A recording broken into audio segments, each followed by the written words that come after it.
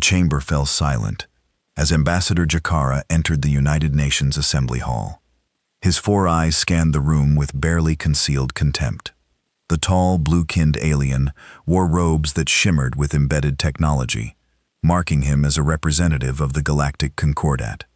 Behind him, holographic displays flickered to life, showing an armada of 10,000 warships hovering just beyond Earth's moon. Humans of Earth. Jakara's voice boomed through translation devices embedded in every seat. You have been found in violation of the Treaty of Contained Expansion. Your colonies spread too far, too fast.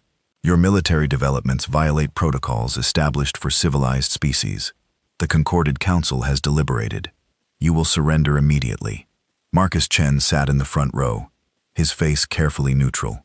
As Earth's primary ambassador to alien species, he had spent 5 years studying the Concordat's history, their wars, their methods. He knew what came next. Jakara continued. You will dismantle your military installations. You will accept Concord at oversight of all technological development. Your colonies beyond the inner system will be evacuated. Zend every point, Ender building. These terms are not negotiable. You have 72 hours to comply. Refuse, and your cities will burn.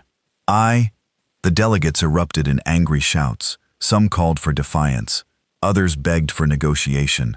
Jakara watched with the patience of a predator that knew its prey had nowhere to run. In his experience, primitive species always surrendered. They lacked the courage to face annihilation. Marcus stood slowly. Ambassador Jakara, we request the full 72 hours to consider your terms and present them to our global government. Jakara's translator stuttered, confused. Consider. There is nothing to consider. You will comply or die. This is the way of civilized space. Nevertheless, Marcus said calmly, we request the time you have offered. The alien's 4 eyes narrowed. Something felt wrong.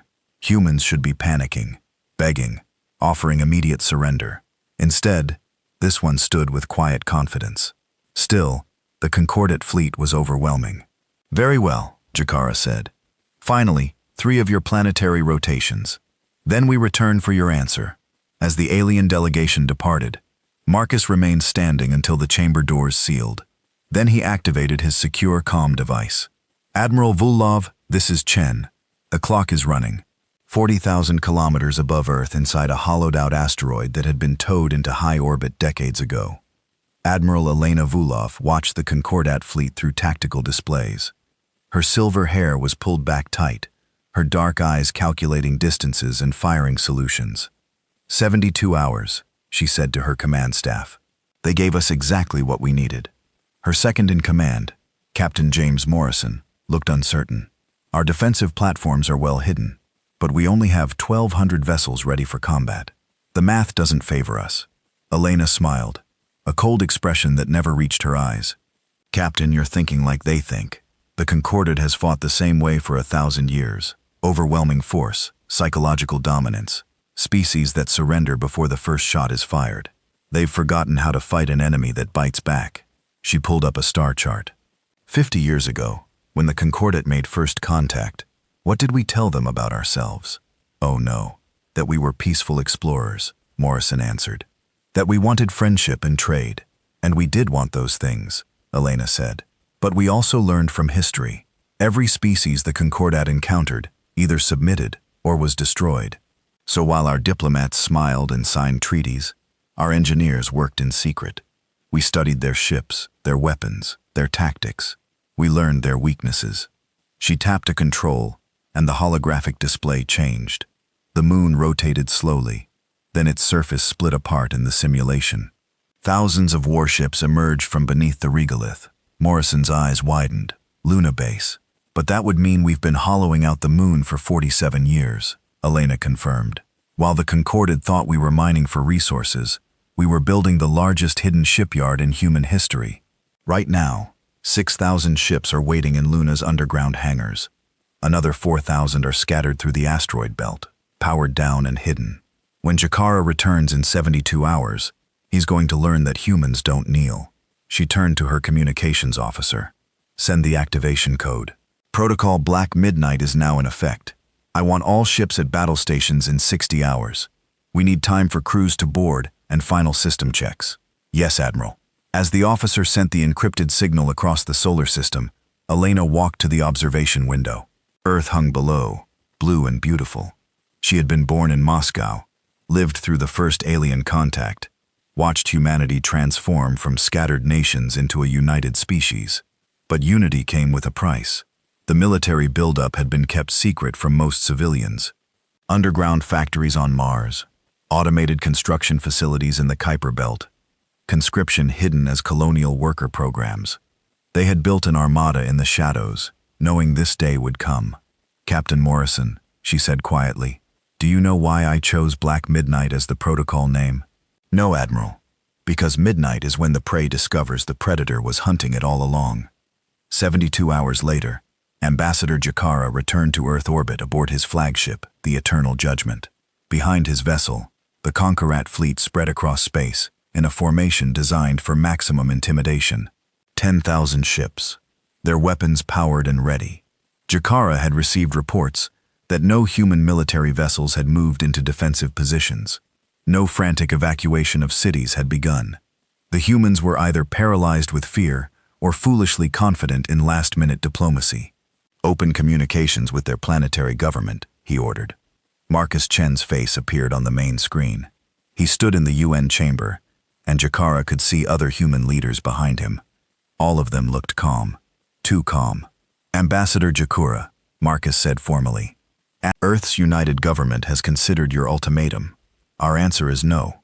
Jakara felt a flash of anger. Then you choose extinction. Very well.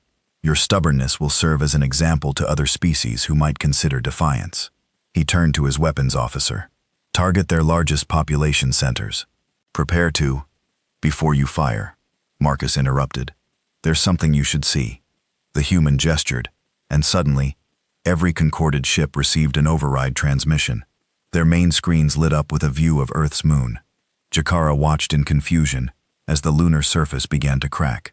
Massive fault lines spread across Mare Tranquillatus, Oceanus Procellarum, and dozens of other regions.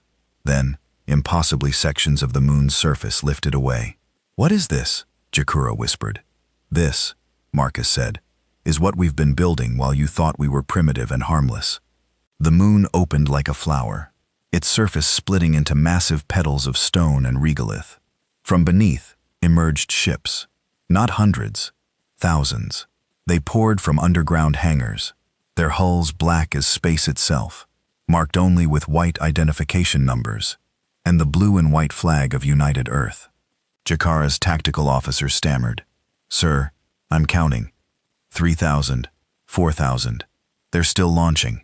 Sir, there are at least 6,000 capital ships emerging from the lunar surface. Impossible, Jakara breathed. We've monitored this system for 50 years. We would have detected construction on this scale. You monitored our communication satellites, our civilian traffic, our open research facilities, Marcus said. You never thought to look inside the moon itself. While your scouts watched our outer colonies, we dug deep. While your diplomats met with our politicians, our engineers worked in buried factories. You taught us about your technology. We made it better. The human ships spread into formation, moving with precision that spoke of countless hours of drill and preparation. They weren't larger than concorded vessels, but there were more than Jakura had ever imagined possible. Then his sensors officer shouted, Admiral, multiple new contacts appearing across the system. I'm reading 4,000 additional vessels powering up in the asteroid belt, and there are structures in the Kuiper Belt activating. Sir, they have weapons platforms out to 50 astronomical units. Jakara felt cold understanding wash over him. The humans hadn't just prepared a defense. They had turned their entire solar system into a fortress, and the Concordat had flown directly into the trap. This is Admiral Elena Vulov of the United Earth Defense Force, a new voice said over the channel. On screen appeared a human female with gray hair and hard eyes. Ambassador Jakara, your fleet is now targeted by 10,000 human vessels and 300 orbital weapons platforms. You came here to make us kneel. Instead, you're going to learn what happens when you threaten humanity's home. Jakara tried to maintain his composure. You are still outnumbered. Our weapons are your weapons. Use coherent energy beams and plasma projection. Elena interrupted. We know. We've studied the wreckage from every ship that ever malfunctioned in this system. We've analyzed every scan your vessels made of our infrastructure. While you assumed we were too primitive to understand your technology, we were reverse engineering it and improving it. She made a gesture, and 20 human ships broke formation. They accelerated toward the Concordat fleet at speeds that made Jakara's sensors scream warnings. The human vessels weren't dodging or weaving. They were charging straight at his defensive lines. All ships opened fire. Zekura commanded. Energy beams lanced out, striking the approaching human ships. But instead of burning through hull metal, the beams seemed to splash against the vessel's surfaces and dissipate. The human ships didn't have shields, like Concordat technology used. They had something else. Armor that absorbed energy and channeled it away. The 20 human ships reached the Concorde line and opened fire. Their weapons were primitive kinetic railguns, firing solid projectiles at relativistic speeds. Against shields, such weapons would be useless, but the humans weren't aiming at ships. They were firing into the spaces between vessels, releasing clouds of thousands of small projectiles. Jakara's fleet tried to maneuver, but they were in a tight intimidation formation. The projectile clouds spread through the formation like shrapnel. Ships collided, trying to avoid the swarms. Point defense systems overloaded, trying to target thousands of individual threats. 3 Concordat vessels suffered catastrophic damage as the metal fragments punched through their hulls at a significant fraction of light speed. They're using swarm tactics, his tactical officer reported. Voice shaking, primitive, but effective against mass formations. Sir, they've studied our doctrine. They know we rely on grouped fleets for concentrated firepower. They're turning our strength into a weakness. Elena's voice came over the channel again. You have one chance, Jakara. Order your fleet to stand down. Power down weapons and surrender. Or we show you what else we've learned from studying your people. Jakara felt his confidence crumbling, but he was concordant. They had ruled the galaxy for millennia. They did not surrender to primitives. The Concorde does not yield to threats. All ships advance and engage. Elena sighed, and even through the translation systems, Jakara heard the disappointment. So be it. All ships execute Fenrir protocol. The human fleet moved as one.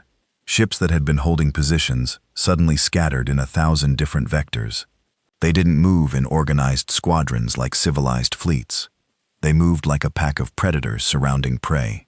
Concordat ships tried to track targets, but the humans used random acceleration patterns that made targeting solutions impossible.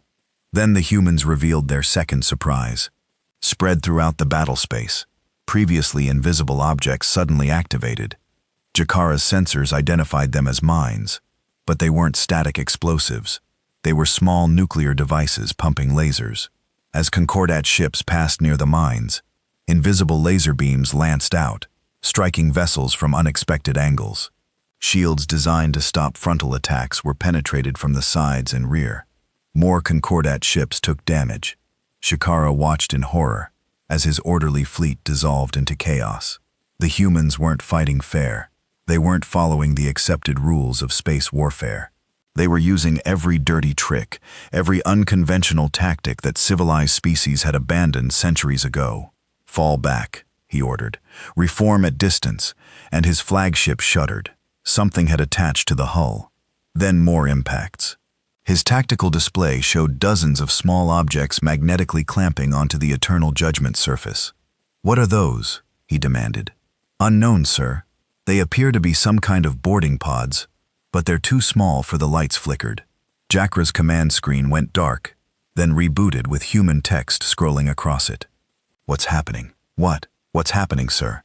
They're hacking our systems. The boarding pods contain AIG-guided cyber warfare packages. They've breached our network security, and they're downloading our fleet coordination protocols. Jakara felt true fear for the first time in his long military career. These humans didn't just fight with weapons. They fought with information warfare, with psychological tactics, with weapons that civilized species had deemed too cruel or dishonorable to use. Elena's face appeared on his screen again, superimposed over his own ship's tactical data. Ambassador Jakura, Your fleet coordination is compromised. We now have access to your command network. We can see every order you give before your ships receive it. Your fleet is blind, and we are inside your head." Jakara looked at his tactical display. In just 30 minutes of combat, he had lost 200 ships. Not destroyed, but damaged severely enough to be combat ineffective. His fleet was in disarray, and the humans had barely taken any casualties. "How?" he asked quietly. "How did you prepare for this? We've been monitoring you since first contact." Marcus Chen reappeared on screen beside Admiral Vulov. "Because we're human, Ambassador. Every nation on Earth spent the last 5,000 years fighting wars. We know deception. We know survival. We know how to smile while sharpening knives. The Concord forgot what it means to face a species that evolved as persistence hunters and tribal warriors. You became comfortable. We never did." Jakara made his decision. Eternal judgment to all Concordat vessels. "Stand down. Power down weapons. We surrender." His bridge crew stared at him in shock.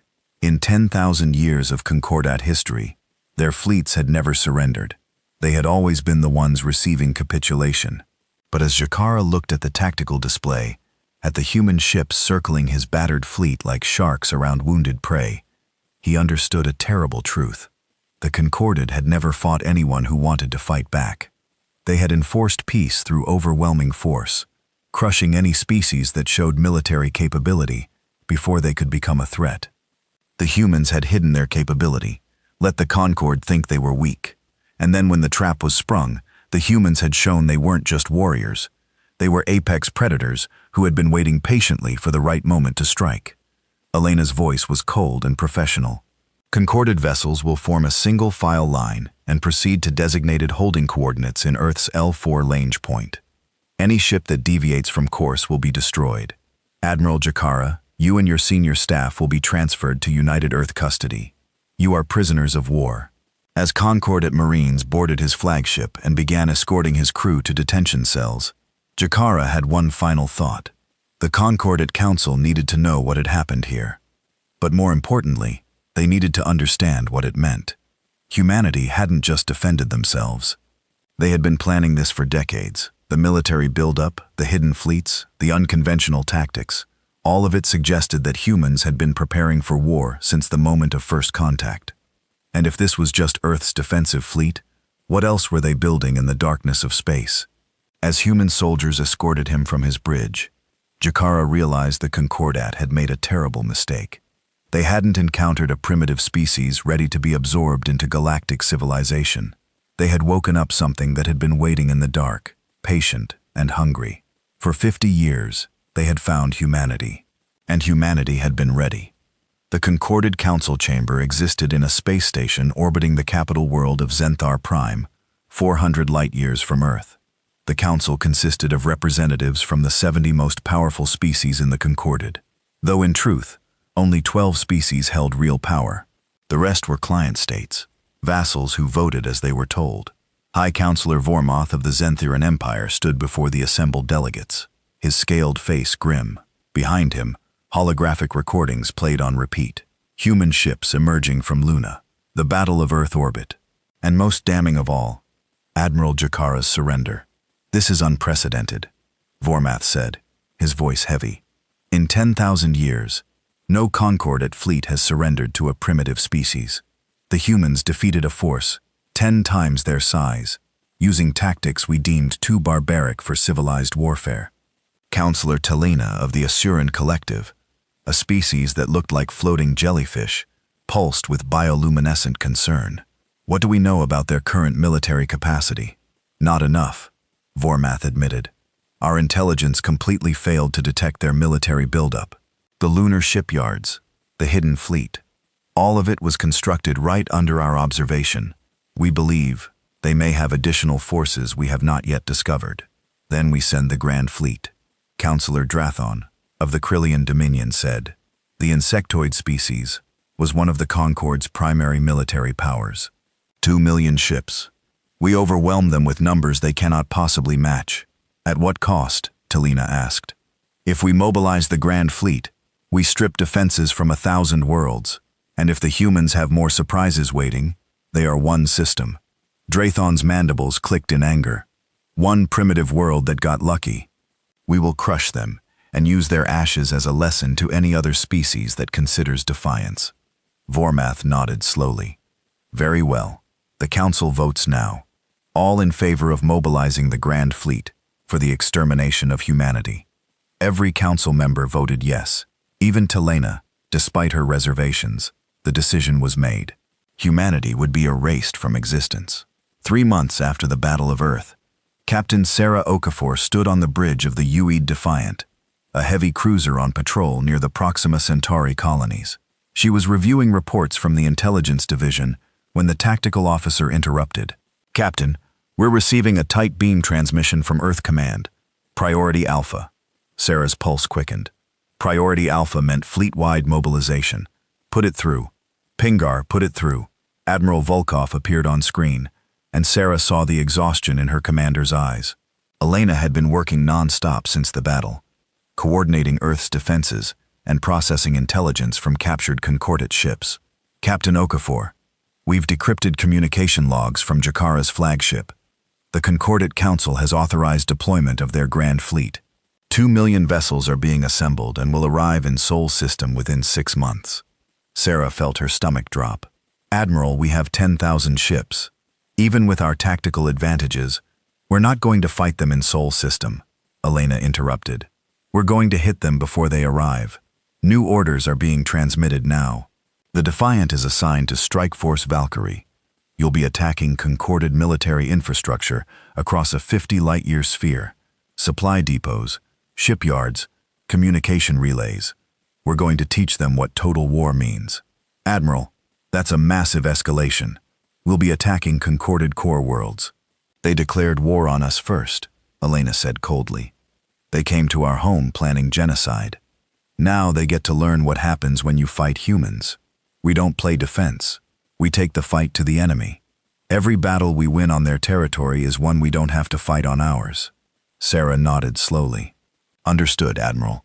The Defiant is ready." "One more thing," Elena said. "You're not just hitting military targets. Intelligence suggests the Concordat has been suppressing dozens of species, holding them in economic servitude.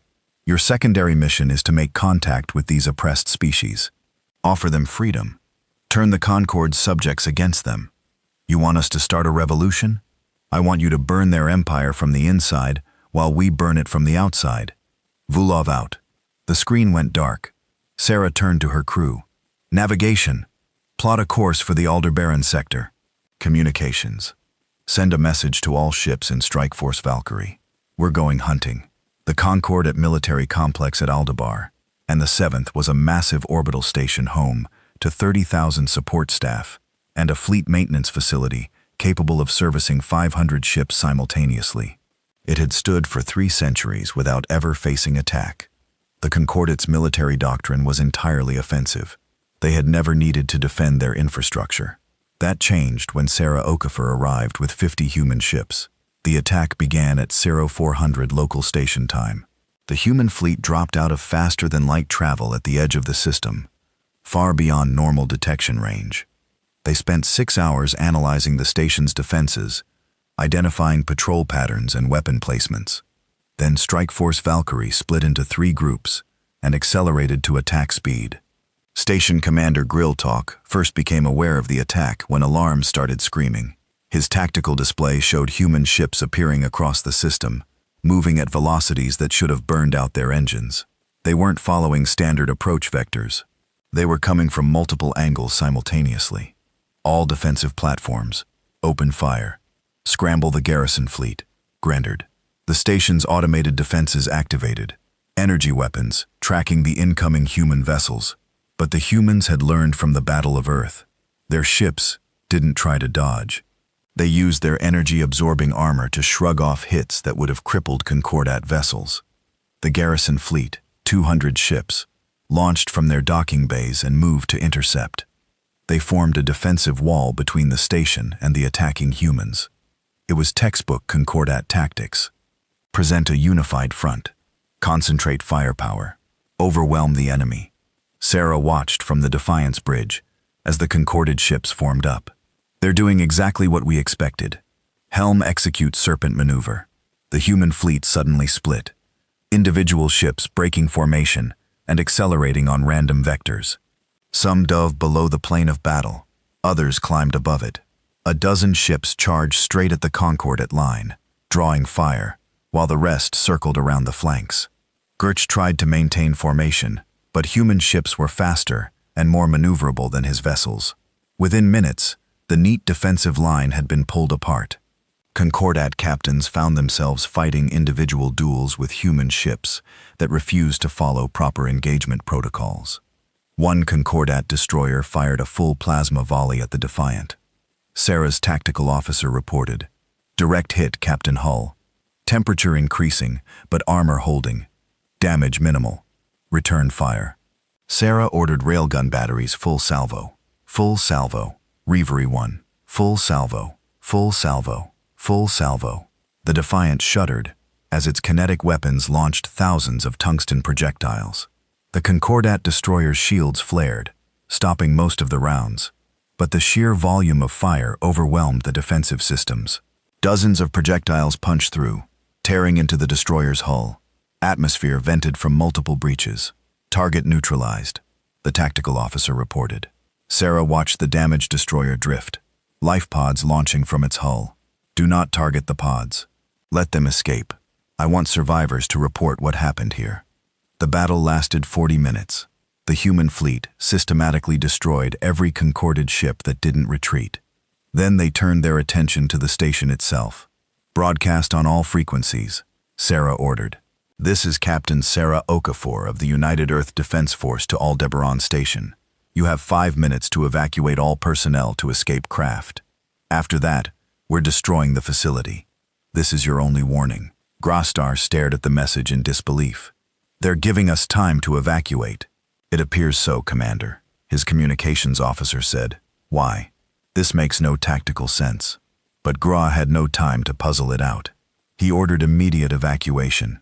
30,000 Concordat personnel flooded into escape pods and shuttles, fleeing the station in a chaotic rush. The humans didn't fire on them. They simply waited. Ships holding position around the station like predators circling wounded prey. When the 5 minutes expired, the human fleet opened fire. Railguns and missiles tore into the station's structure. Without shields or armor, the civilian facility came apart like paper in a storm. Fuel tanks exploded. Docking bays collapsed. Within 10 minutes, 3 centuries of Concordat infrastructure was reduced to expanding clouds of debris. Sarah watched the destruction impassively. Communications.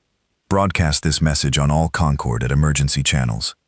The United Earth Defense Force does not target civilians. We do not want to kill you. But every military facility, every warship, every weapon platform that supports the Concordat's war machine is now a legitimate target.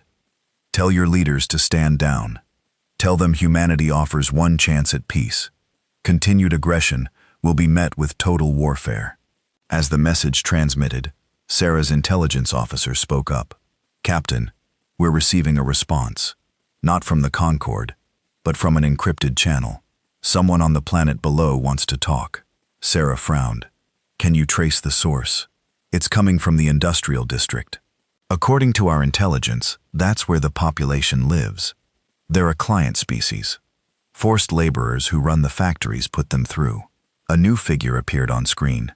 It was vaguely humanoid, but with gray skin and large eyes adapted for dim light. The creature looked nervous, but determined. "Human Captain," it said through a translation system. "My name is Kelvor.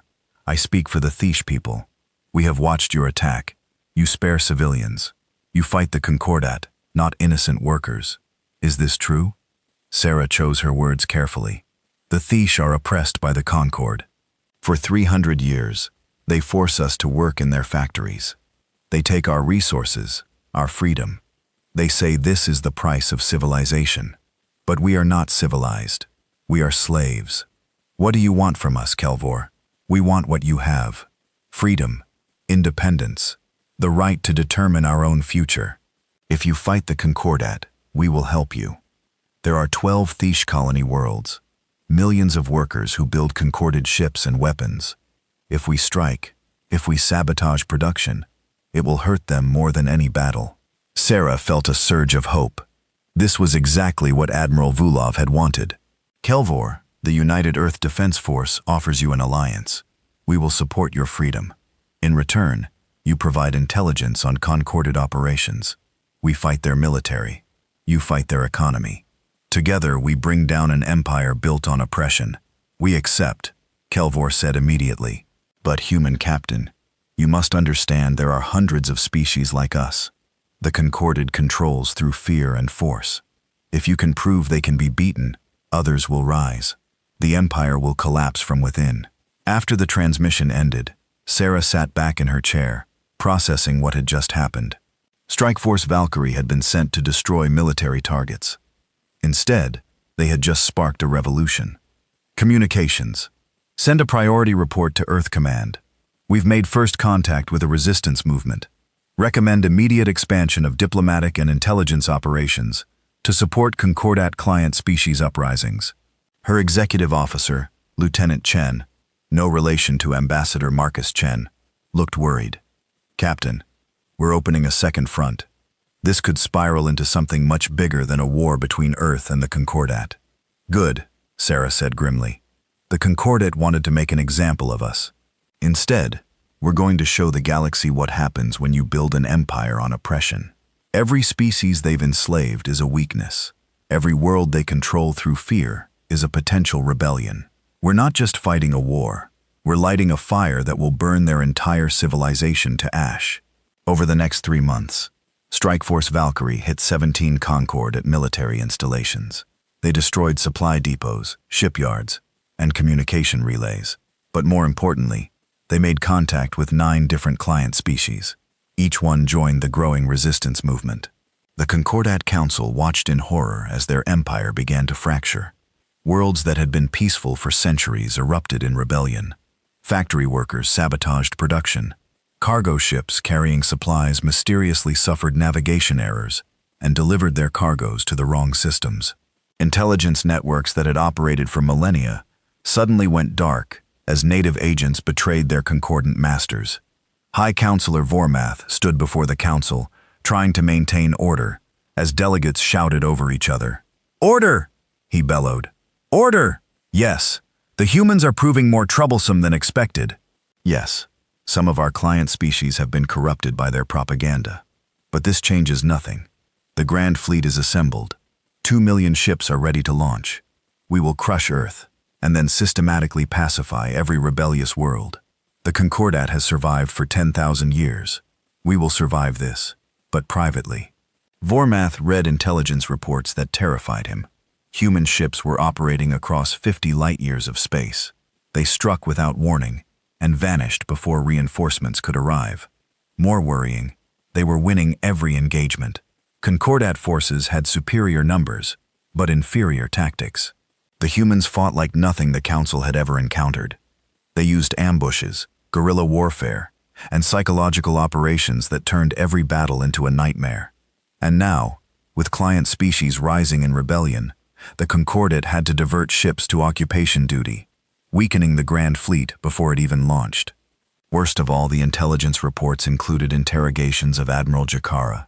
The captured Concordat commander had been thoroughly debriefed by human intelligence officers. What he told them chilled Vormath to his core. According to Jara, the humans had specifically asked about Concordat decision-making procedures. They wanted to know how the Council reached consensus, who held real power, and what would cause internal fractures in the alliance. They asked about the Concordat's past wars, their methods of pacification, their treatment of defeated species. The humans weren't just fighting a war. They were studying their enemy with the thoroughness of scientists dissecting a specimen. They wanted to understand the Concordat completely, not just militarily, but politically, economically, and psychologically. What are they planning? Vormath whispered to himself, staring at the reports. He would find out soon enough. The Grand Fleet was scheduled to launch in 2 months.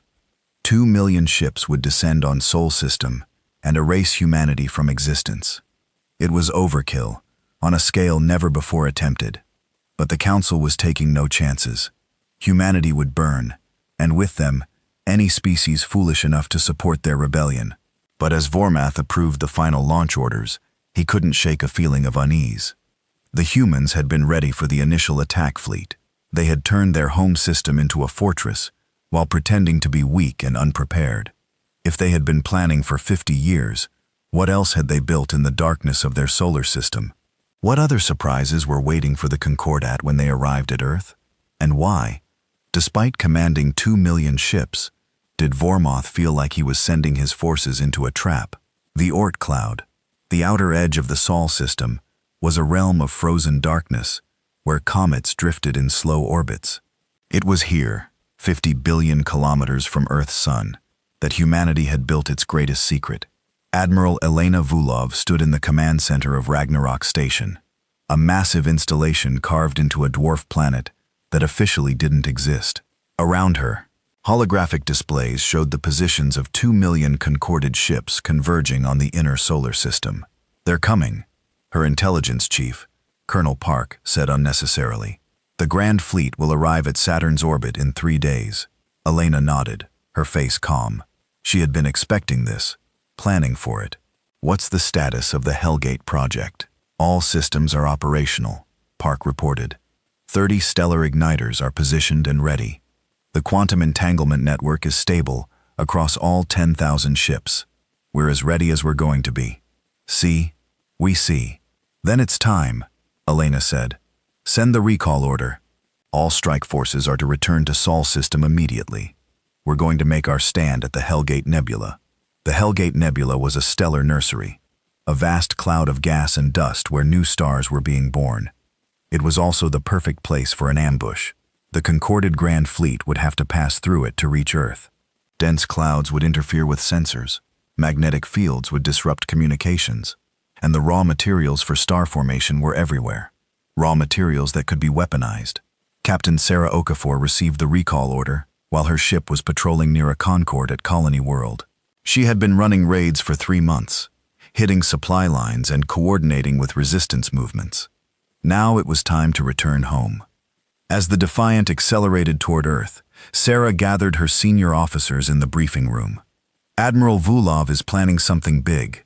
We're going to face 2 million enemy ships. I want everyone to understand what that means. We're outnumbered 200 to 1 by any conventional military analysis.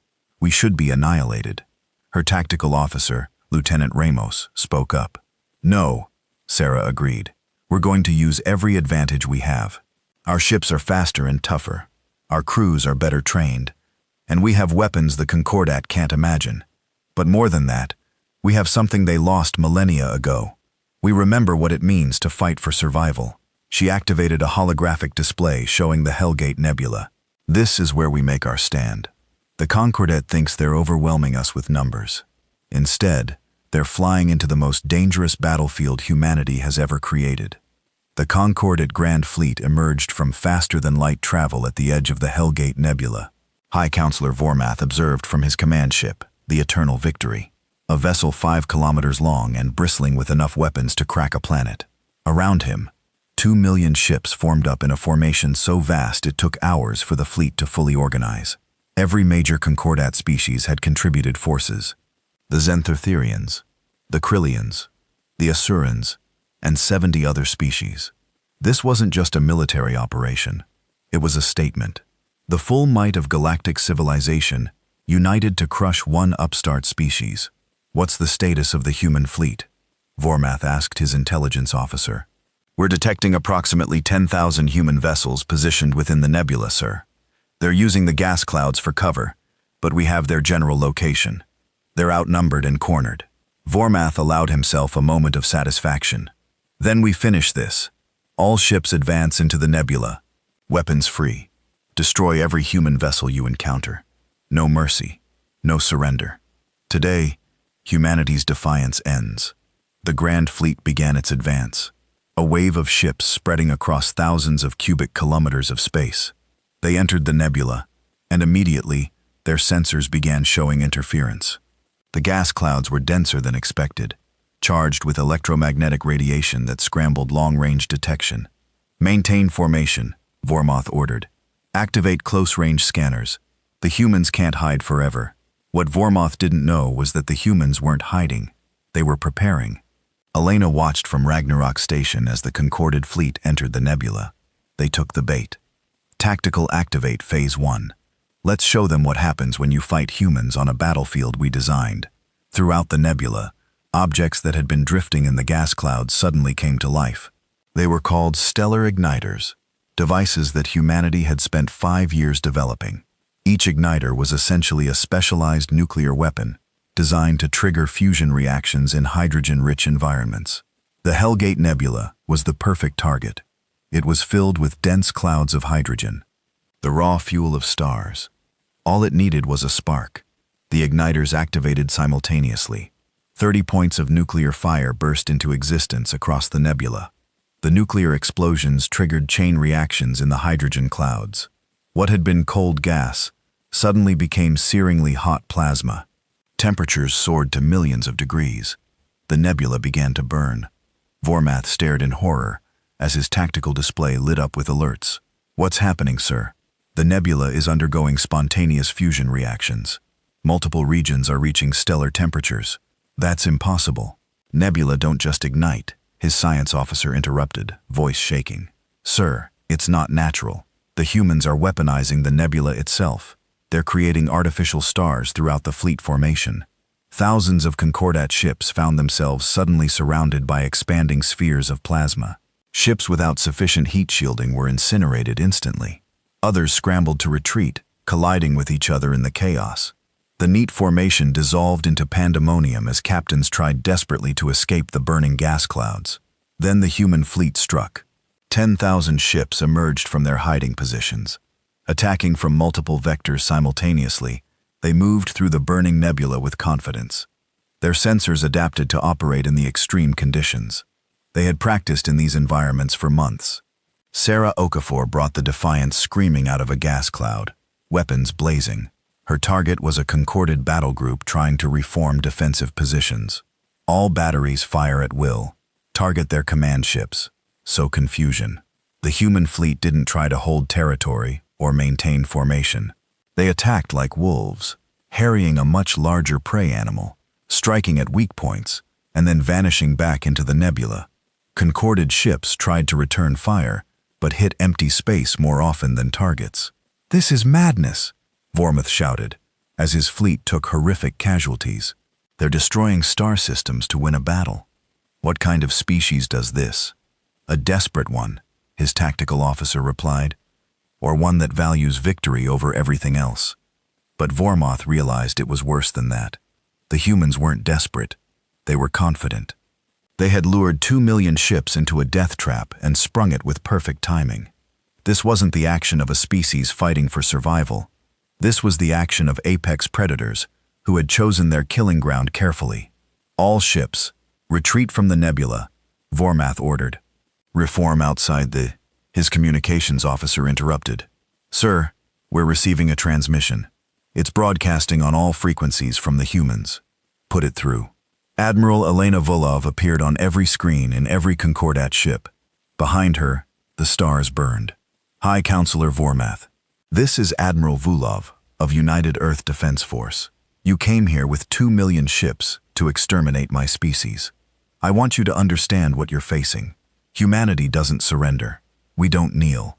And when you threaten our home, we don't just fight back. We show you exactly what we're capable of." She gestured, and the view changed to show the burning nebula. Concordat ships fleeing through walls of plasma. You thought you knew warfare. You don't. For 10,000 years, your Concordat has enforced peace by crushing anyone who might challenge you. You've forgotten what real war looks like. Let me remind you, Ark. The view changed again, showing tactical data. Our ships are linked through quantum entanglement, meaning we have instantaneous fleet coordination. Your communications take seconds to transmit. We think faster than you can react. Our armor is designed to absorb your weapons. Our tactics are designed to exploit your doctrine. And our willingness to weaponize entire star systems means we'll always have the advantage on any battlefield we choose. Vormoth felt cold dread settling in his chest. Already he had lost over 100,000 ships with more dying every minute. The Grand Fleet was supposed to be invincible. Instead, it was being slaughtered. Elena continued. But here's what you need to understand. Vormath, this isn't just a military defeat. We've been coordinating with resistance movements across your empire. Right now, on 300 worlds, your client species are rising in rebellion. Your supply lines are being sabotaged. Your subject peoples are learning that the Concordat can be beaten. Every ship you lose here is a symbol of your weakness. Every world that breaks free is a crack in your empire. She leaned forward, her eyes hard. You wanted to make an example of Earth. Congratulations. You succeeded. Now every oppressed species in the galaxy knows that the mighty Concordant can be defeated by one determined world. You've shown them that your empire is built on fear. And fear only works until someone refuses to be afraid. Vormath found his voice. You're destroying yourselves along with us. The resources you're expending on this war will bankrupt your world. Even if you win this battle, you'll be vulnerable to the next threat. That's where you're wrong, Elena said. We're not vulnerable. We're prepared. While you were building an empire, we were building a military-industrial complex that can sustain warfare indefinitely. Our entire economy has been geared toward this conflict for 50 years. We have factories on Mars, asteroid mines throughout the belt, automated construction facilities in the Kuiper Belt, producing ships faster than you can destroy them. This isn't our last stand, Vormath. This is just the beginning. She made a gesture. And throughout the nebula, more stellar igniters activated. New regions of gas began to burn.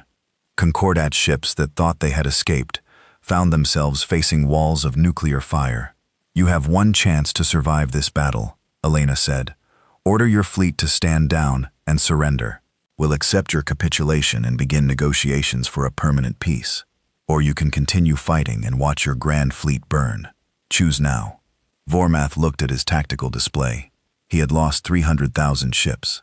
At the current rate of attrition, his fleet would be combat ineffective. Within hours, the humans were systematically destroying the largest military force ever assembled in galactic history. But surrender was unthinkable. The Concordat had never surrendered. If he capitulated now, the Empire would fracture. Every client species would see it as weakness. Rebellions would spread like wildfire. We fight, he said grimly. All ships engage human forces. If we're going to die, we die taking these humans with us. Elena sighed as if she had expected this response. So be it. All human forces execute Ragnarok Protocol. Show them what total war means. What happened next would be recorded in history as the Battle of Hellgate.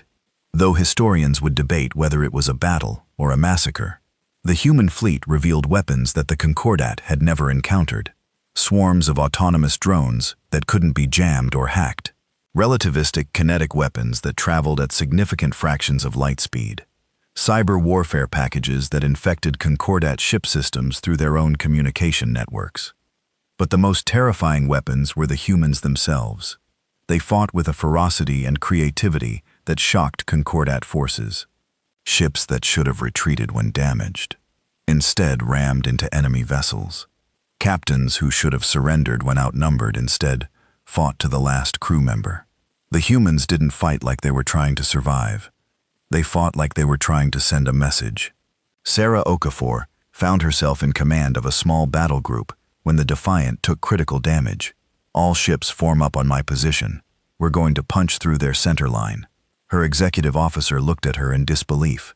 Captain, there are 500 enemy ships between us and open space. We have 20 ships. The math doesn't work. Then we change the math, Sarah said. Target their flagship, the Eternal Victory. We're going to decapitate their command structure. 20 human ships charged straight at the heart of the Concordat fleet. They took horrific damage, but their energy-absorbing armor let them survive long enough to reach their target. The Defiant, trailing atmosphere and burning from multiple impacts, crashed through the defensive screen around Vormath's flagship. All weapons fire, Sarah ordered.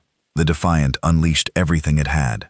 Railguns, missiles, laser batteries, even its emergency stores of nuclear weapons.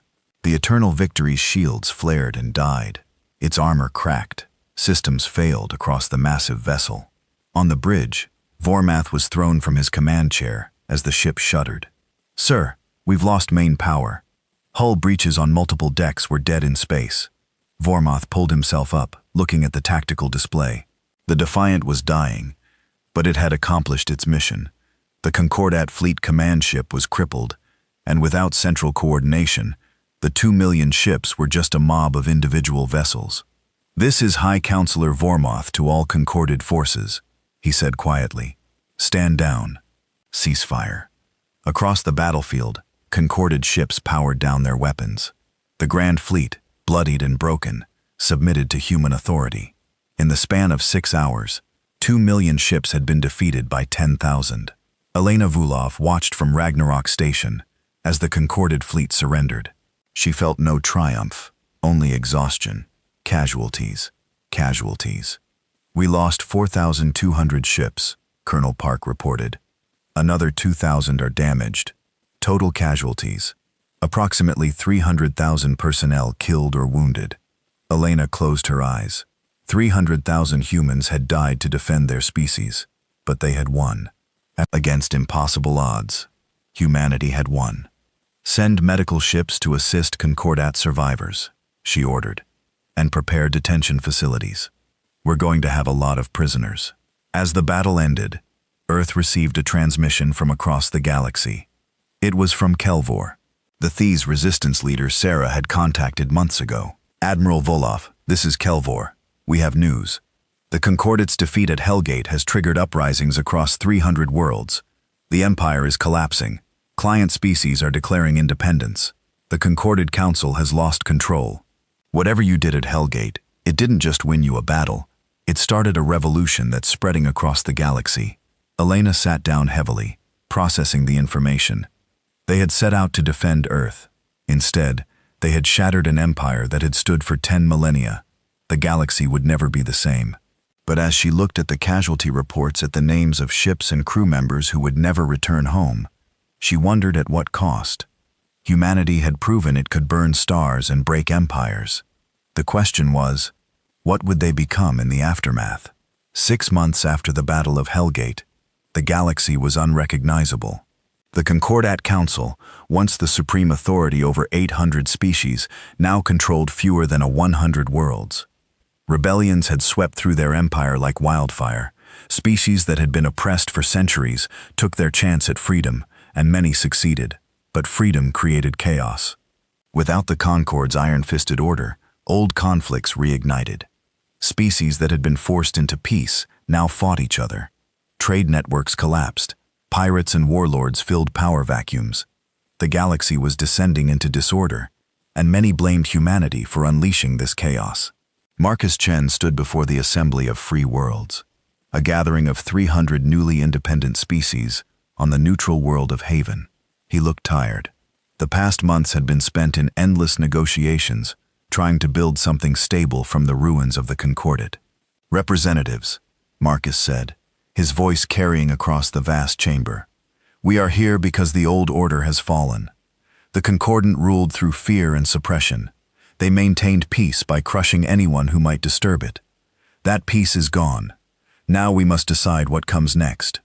A delegate from the Krillian worlds, the insectoid species that had been one of the Concordat's military powers, stood. "What comes next is simple. Humanity must take responsibility for what they've done. You destroyed the Concordat.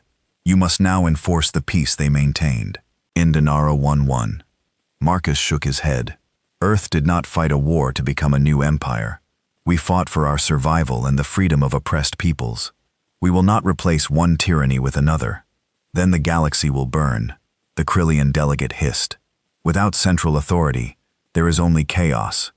Already we see wars erupting across 20 sectors. Species are settling old grudges. Without someone to enforce peace, millions will die." "The Krillian delegate is right." Another voice said. It was Talina, of the Asuran Collective, one of the few moderate Concorded leaders who had survived the Empire's collapse. "But perhaps the answer is not a human empire. Perhaps it is something new, a true commonwealth where all species have equal voice." Marcus felt a spark of hope. "That's what we've been proposing. The Sol Accords, a framework for peaceful coexistence, based on mutual respect, not fear." "Words," the Krillian spat. "What happens when those pretty words meet reality? When species disagree? When borders are contested? Someone must have the power to enforce decisions. Then we share that power. Marcus said, we create a peacekeeping force drawn from all member species. We establish courts where disputes can be resolved. We build an economy based on fair trade, not exploitation. It won't be perfect, but it will be just. Before the Krillian could respond, alarms began sounding. A young officer rushed into the chamber and whispered urgently to Marcus. His face went pale. Representatives, we've just received reports from the Outer Rim. A human fleet has attacked 3 worlds, declaring them part of a new Earth empire. They're claiming these attacks are necessary to maintain order, but they're not acting under Earth government authority. This is a rogue faction. The chamber erupted in chaos. Species that had been considering joining the Soul Accords now looked at each other with suspicion and fear. If humanity couldn't control its own military, how could anyone trust them? Marcus activated his communication device. This is Ambassador Chen. I need to speak with Admiral Vulov immediately. Elena sat in her office on Ragnarok Station, now converted from a military base to a diplomatic facility. She looked at the intelligence reports spread across her desk, and her jaw tightened in anger. The rogue fleet was led by Admiral Dmitry Klov, a hero of the Battle of Hellgate, who commanded the Third Fleet. He and his supporters believed that humanity's military victory gave them the right, the duty to rule the galaxy. They saw the post-conorded chaos and concluded that only human leadership could restore order. Klov had taken his 50 ships and declared independence from Earth government. He was attacking worlds and forcing them to submit to Earth protection. In essence, he was building the very empire Marcus had promised wouldn't exist. Admiral, Marcus's face appeared on her screen. We have a crisis. You need to stop Klov before he destroys everything we've built.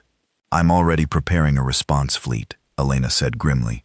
But Marcus, this is bigger than one rogue admiral. There's a movement within our military. Officers who think we won the war, so we should rule the peace. They see the chaos out there and think strong leadership.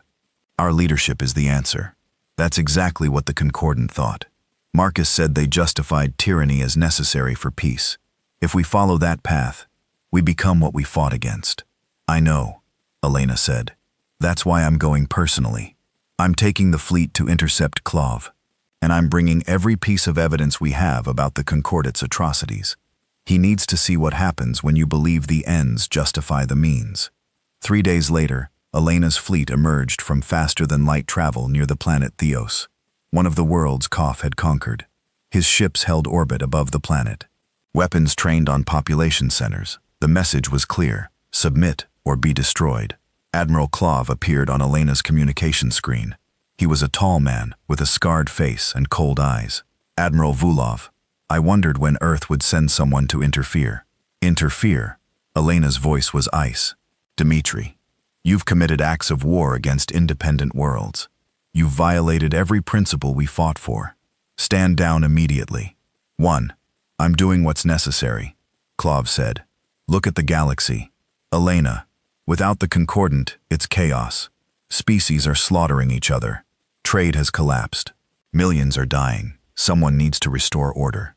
And humanity is the only species strong enough to do it. By becoming the next Concordant, Elena asked. By ruling through fear and force. By being realistic, Klov snapped. You can play diplomat all you want, but the galaxy respects one thing: power. We proved at Hellgate that we're the apex predators of this galaxy.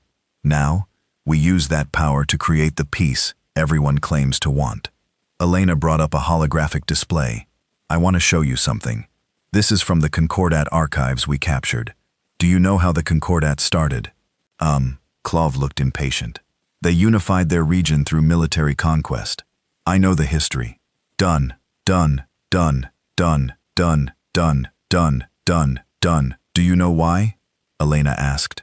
10,000 years ago, the Zentheran Empire faced exactly what we're facing now. Their region of space was chaotic. Species fought constantly. So the Zenthetherians decided to enforce peace. They told themselves it was temporary. Axid just until order was restored. Just until everyone learned to cooperate. She pulled up images of destroyed worlds. But once they had power, they never gave it up. Every species that might challenge them was preemptively crushed. Every world that wanted independence was labeled a threat. They told themselves they were maintaining peace, but really, they were just maintaining their own dominance. 10,000 years later, they had become the monsters they set out to stop. "I'm not a monster," Clov said, but his voice wavered slightly. "Neither were they at first," Elena said quietly. "They were pragmatists who thought they were doing the right thing, just like you. But power corrupts, Dmitri. We've seen it throughout human history. Good people who convince themselves that oppression is justified if it's for a good cause. We fought the Concordant because we refused to kneel. Now you're asking other species to kneel to us. Can't you see the hypocrisy?" "I see a galaxy dying," Clov said, "and I see the power to save it being wasted on idealistic nonsense." "Then you've forgotten what we're fighting for," Elena said. "Stand down, Dmitri.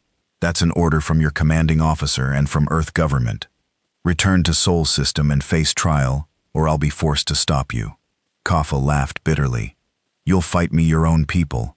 You'd rather see humans kill humans than let me bring order to chaos." "Yes," Elena said simply, "because if we don't stop you, we prove that humanity can't be trusted with power. We prove that every species that fears us is right to do so. We become the thing we hate." For a long moment, Clove was silent. Then he shook his head. "I'm sorry, Elena. I respect you, but I can't stand by and watch the galaxy burn when I have the power to stop it. If you want to stop me, you'll have to come through me." The screen went dark. Elena closed her eyes, feeling the weight of command crushing down on her. She was about to order human ships to fire on other human ships. It was the nightmare scenario she had dreaded since the war began. "All ships," she said quietly. "This is Admiral Vulov. We are engaging Admiral Klov's fleet. I know many of you served with those crews. I know this feels wrong, but we cannot allow a military coup to succeed. We fought for freedom and democracy. Now we must defend those principles, even against our own people. Target their engines and weapon systems. Disable, don't destroy. These are our brothers and sisters. We bring them home alive if possible." The battle that followed was brief and brutal. Klov's 50 ships fought with skill and determination, but they were outnumbered 3-1. More importantly, Elena's fleet knew every tactical doctrine Clov would use. They had trained together, fought together. Now they fought each other. Sarah Okafor, commanding a new ship after the Defiant's destruction, found herself facing off against the UE's Valiant, a ship she had served on years ago. She knew the captain had shared meals with the crew. Now she was firing on them. "Target their engine section," she ordered, her voice heavy. "Railgun batteries, minimum power. I want them disabled, not destroyed." The Valiant tried to evade, but Sarah anticipated the maneuver. Tungsten rounds punched through the engine housing, crippling the ship's main drives. The Valiant drifted, powerless. Across the battle space, the same scene repeated. Clove's fleet was systematically disabled. When his flagship finally lost power, Marines boarded and arrested him without resistance. The coup was over. Elena sat in the detention facility, looking at Kozlo through a transparent barrier. The man looked broken, his earlier confidence gone. "I was trying to help," he said quietly. "I saw the chaos and thought we could fix it." "I know," Elena said. "But Dmitri, the galaxy doesn't need a savior. It needs to learn to save itself. We can offer assistance, share technology, provide security when asked, but we can't force our vision of peace on others. That's what the Concord did, and it created the very chaos you're trying to prevent." "So what happens now?" Clove asked. "We just let the galaxy tear itself apart." "No," Elena said. "We support the species that want to build something better. We help create frameworks for cooperation. We offer examples of how democracy and freedom can work, but we let them make their own choices, even if those choices lead to conflict. Freedom means the right to make mistakes." She stood to leave, then paused. "You're going to stand trial, Dmitri. Not as a traitor, but as someone who made a terrible mistake. I'm going to recommend counseling and reassignment, not imprisonment, because I understand why you did what you did. The question is, do you understand why it was wrong?" Clove looked at her for a long moment, then nodded slowly. "I think I'm beginning to." 3 months later, the trial of High Counselor Vormath and the surviving Concord leadership began on Haven.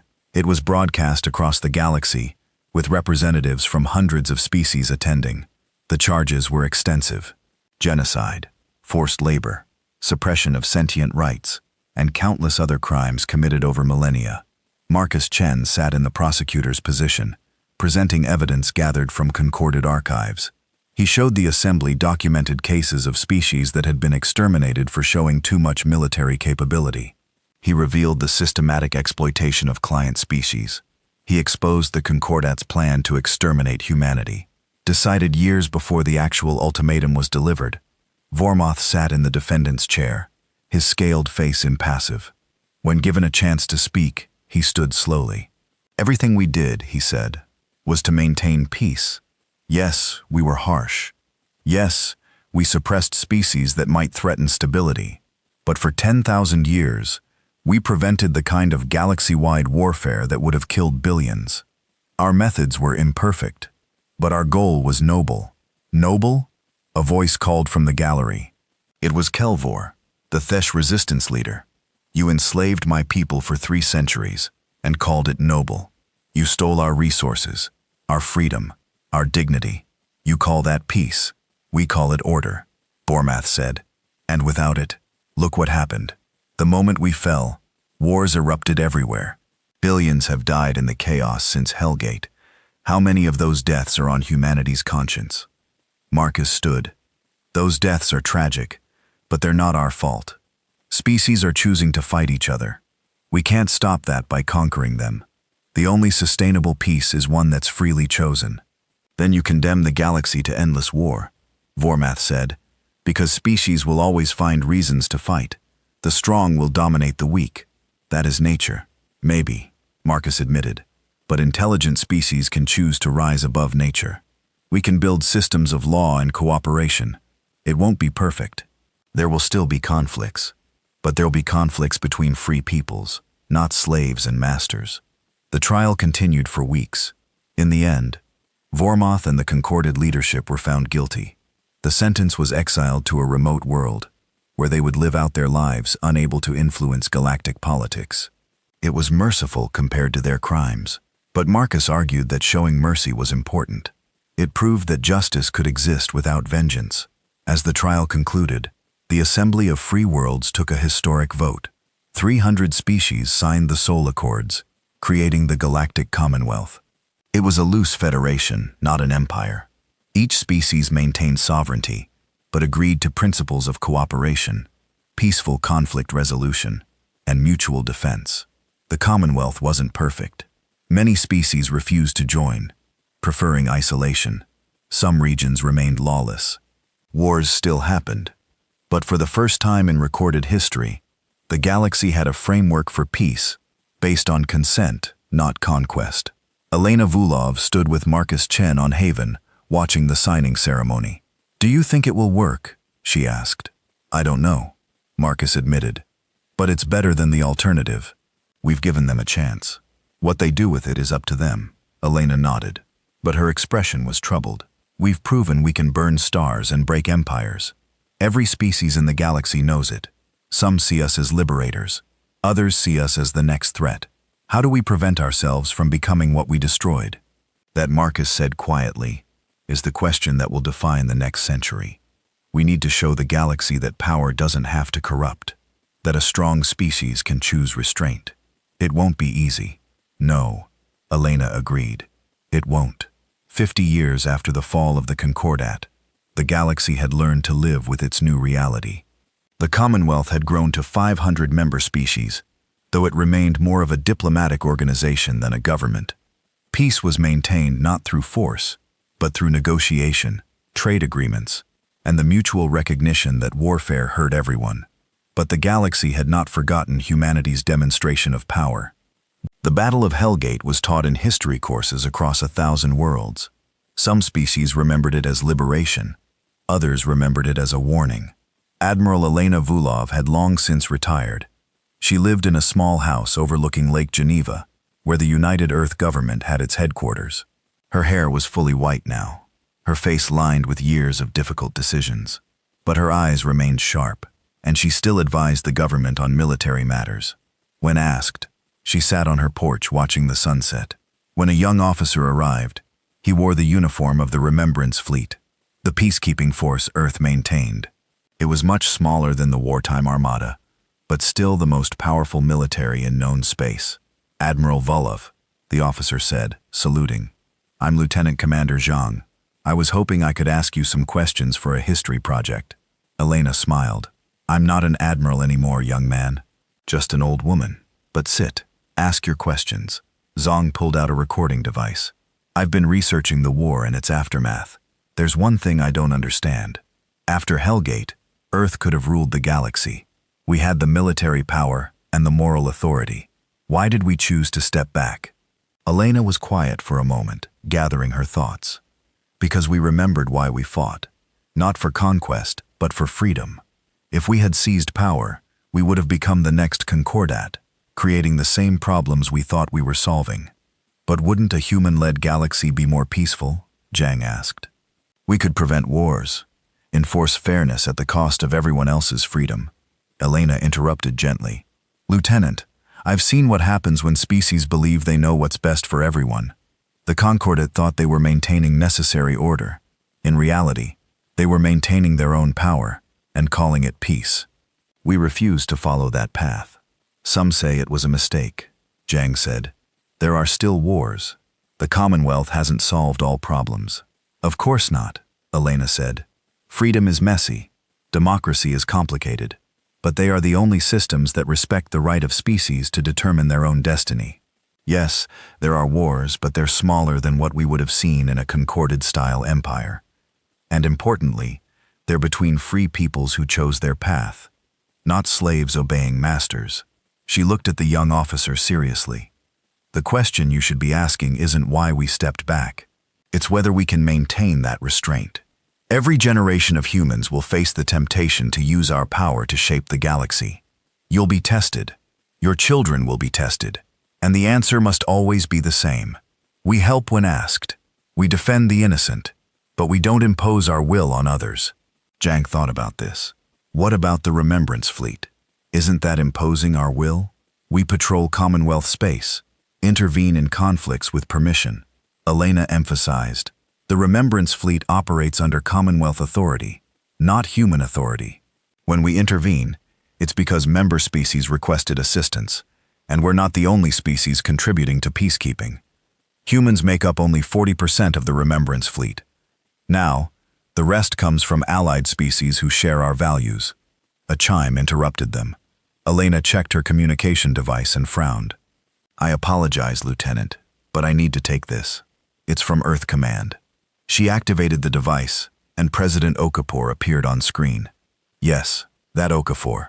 Sarah had left military service 20 years ago and entered politics, eventually becoming Earth's president. She looked concerned. Elena, we have a situation. First contact with a new species. They call themselves the Vakor.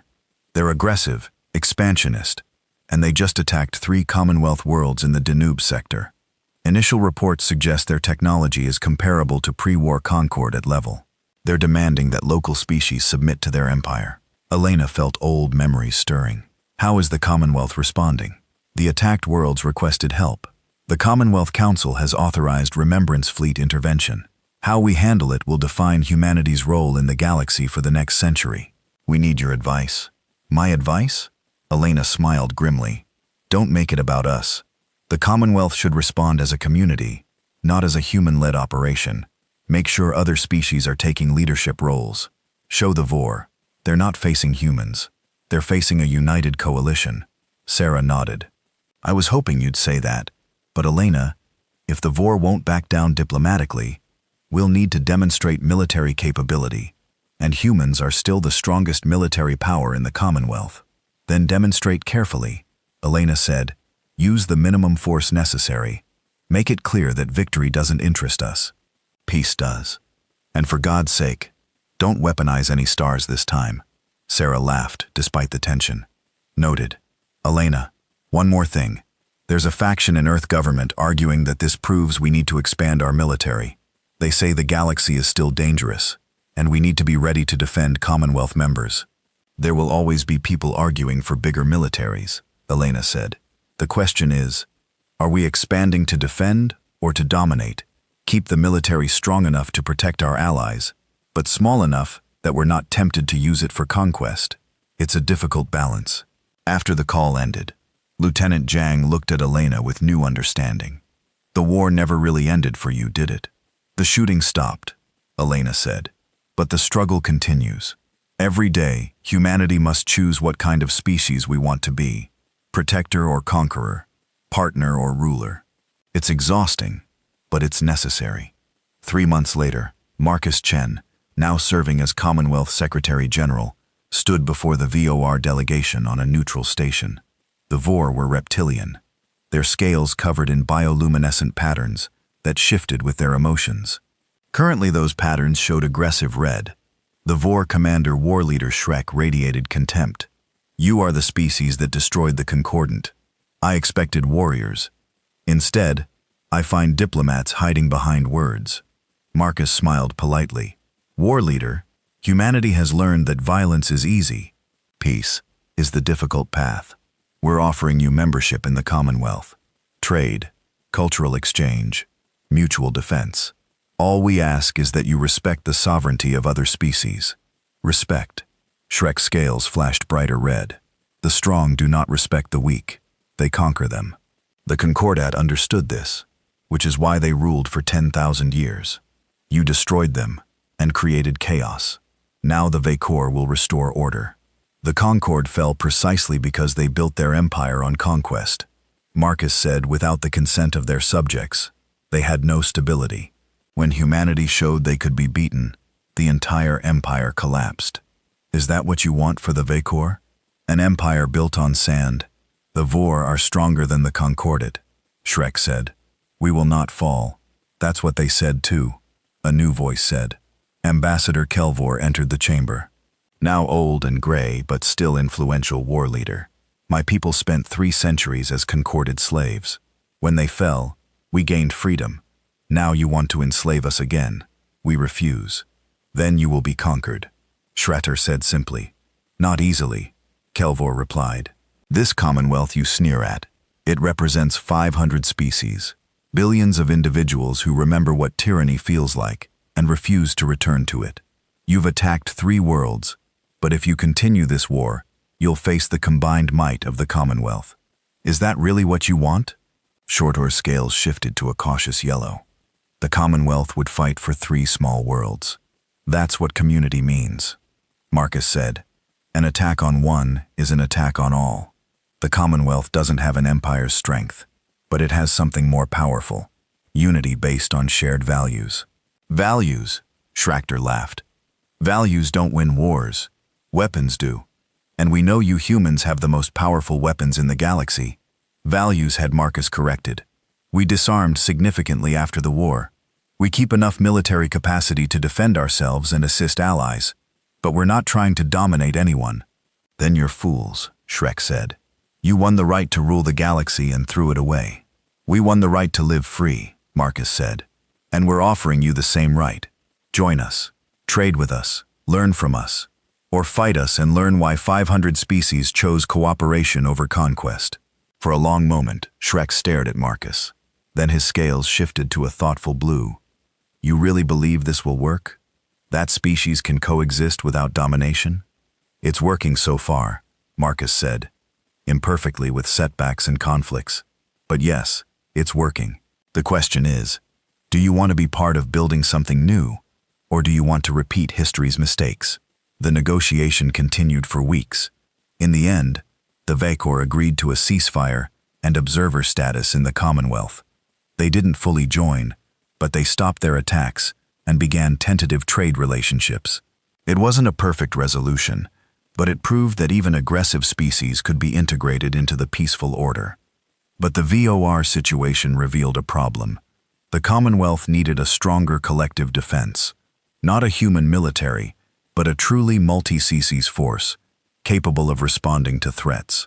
The Remembrance Fleet expanded with dozens of species contributing ships and personnel. Humans provided much of the advanced technology, but leadership was shared equally. Admiral Zhang, the young lieutenant, had been promoted rapidly, now commanded a mixed species task force.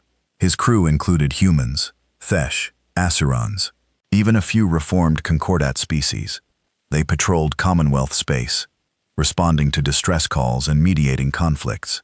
One day, Zong's task force received a distress signal from an unknown ship on the edge of Commonwealth space.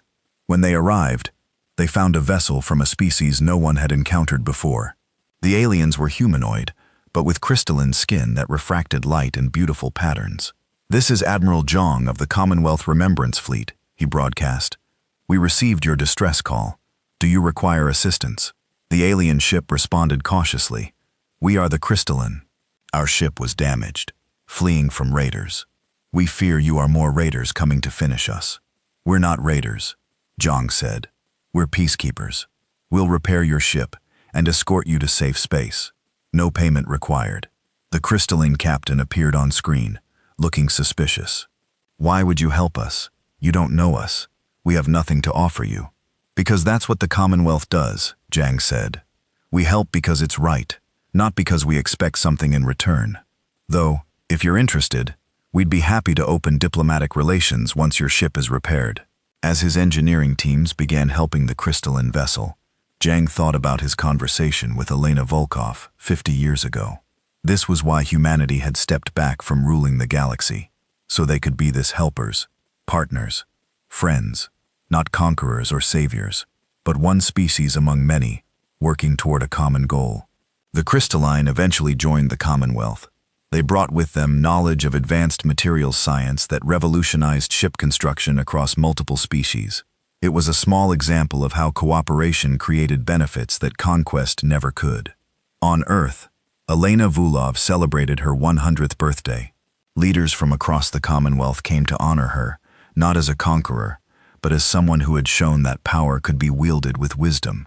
At the celebration, she gave a short speech. "When I was a young officer," she said, "I believed strength meant the ability to destroy your enemies. Then I commanded the Black Midnight Armada and learned that true strength means the ability to show mercy. We proved we could burn stars. Now we must continue proving we can choose not to." She looked around the room at the assembled species. "The galaxy you live in today is imperfect. There are still conflicts, injustices, and challenges. But it's a galaxy where 500 species cooperate as equals, where strength doesn't automatically mean domination, where the weak don't have to live in fear of the strong. That's not because of humanity's military might. It's because of our collective choice to build something better. 50 years ago, we faced a choice. Use our victory to build an empire, or use it to build a community. We chose community. Now every day you all make that same choice. Choose wisely. Choose peace. Choose cooperation.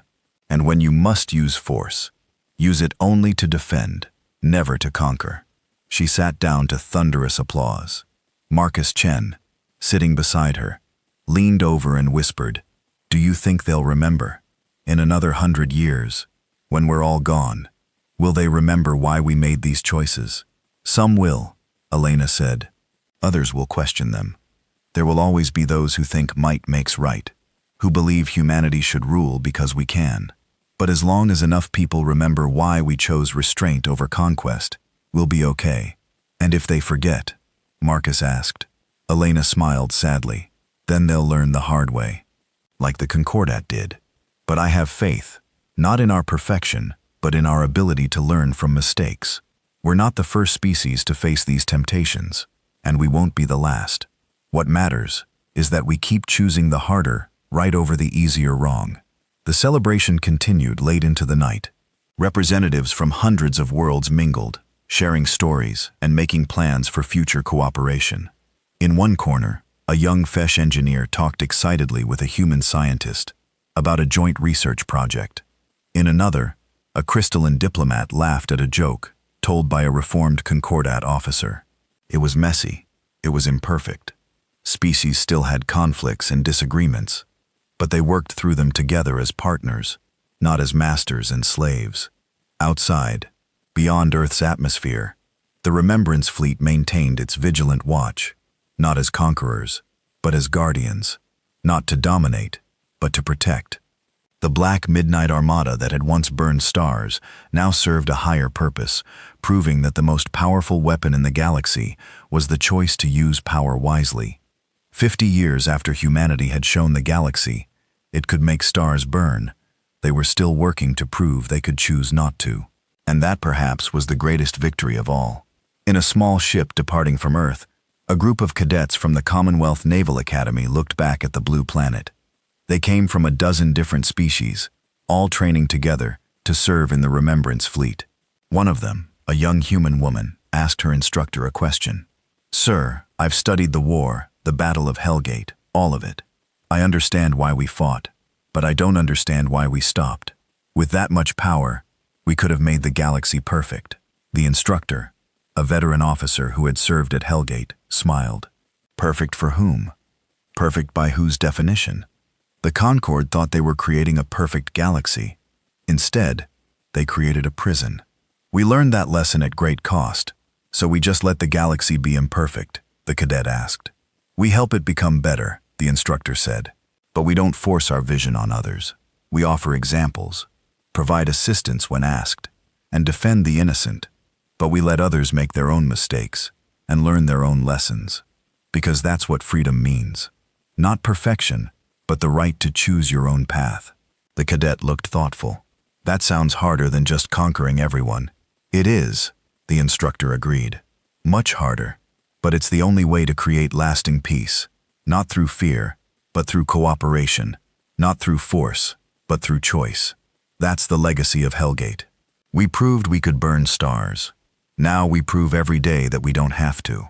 The ship accelerated away from Earth, joining the thousands of vessels that maintained peace across the Commonwealth. Behind them, Earth's moon still bore the scars of the shipyards that had been carved into its surface. But those shipyards were now museums, monuments to a time when humanity had to fight for survival. The weapons were still there, carefully maintained, but never used. A reminder, a warning, a promise. Humanity could still burn stars if necessary. They just chose not to, and in that choice lay their greatest triumph.